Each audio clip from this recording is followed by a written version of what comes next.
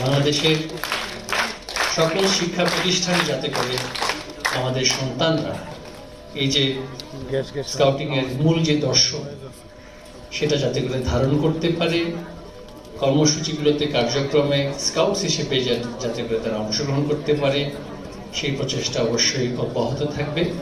চতুর্থ শিল্প বিপ্লবের মাধ্যমে যে সমস্ত অর্থনৈতিক পরিবর্তন, সামাজিক পরিবর্তন, নানান ধরনের পরিবর্তন যেগুলো আমাদের সমাজে এবং বিশ্ব অর্থনীতিতে সমাজে আসছে, সেগুলোর সাথে খাপ খাইয়ে নিতে হলে, সেগুলোকে মেনে সামনের দিকে এগিয়ে যেতে হলে, আর বিশেষ করে স্মার্ট সিটিজেন হিসেবে নিজেদেরকে গড়ে তুলতে হলে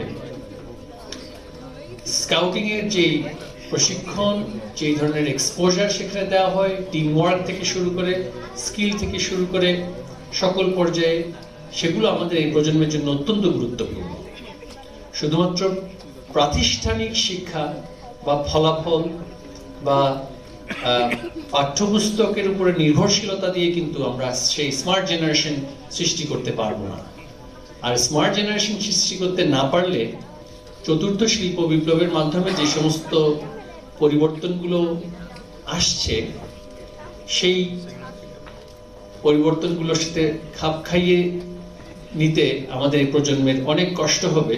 অভিভাবকদের পর্যায়ে এই সচেতনতাটা অবশ্যই গুরুত্বপূর্ণ।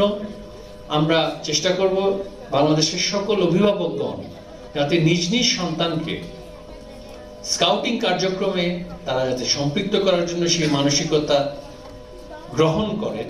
এই প্রজন্মকে আমরা সেই চতুর্থ শিল্প বিপ্লব উপযোগী করে গড়ে তুলব।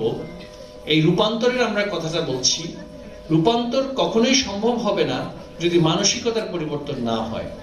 আর মানসিকতার সেই পরিবর্তন না হলে আমরা যেটাকে বলছি যে ডেমোগ্রাফিক ডিভিডেন্ড, এই প্রজন্মকে নিয়ে আমরা স্বপ্ন দেখছি বাংলাদেশ উন্নত সমৃদ্ধ রাষ্ট্র হবে, সেটা অর্জন করা অনেক কঠিন হয়ে যাবে যদি শুধুমাত্র পুঁথিগত শিক্ষা, প্রাতিষ্ঠানিক শিক্ষা এবং ফলাফলের উপরে আমরা নিজেদেরকে আবদ্ধ করে ফেলি।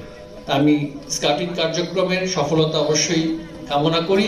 শিক্ষা মন্ত্রণালয়ের পক্ষ থেকে আরো বেশি করে কিভাবে স্কাউটিং কার্যক্রমে বিনিয়োগ করা যায়, আমরা স্কাউটিং এ অন্তর্ভুক্ত হলে, কার্যক্রমে অংশগ্রহণ করলে শিক্ষাক্রমের মধ্যে তারা যাতে করে সেই দক্ষতা যেগুলো অর্জন করছে সেগুলো স্বীকৃতি পাওয়ার ব্যবস্থা যাতে আমাদের থাকে, যে তাহলেই কিন্তু শিক্ষার্থীদের মধ্যে এবং অভিভাবকদের মধ্যে সেই উৎসাহটা সৃষ্টি হবে, সচেতনতাটা সৃষ্টি হবে।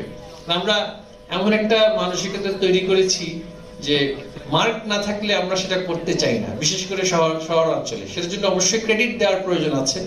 একটা মার্কিং স্কিমের মধ্যেও সেটা যাতে করে স্বীকৃতি পায় আমার সন্তানরা, সেই ব্যবস্থা অবশ্যই আমরা করবার চেষ্টা করব।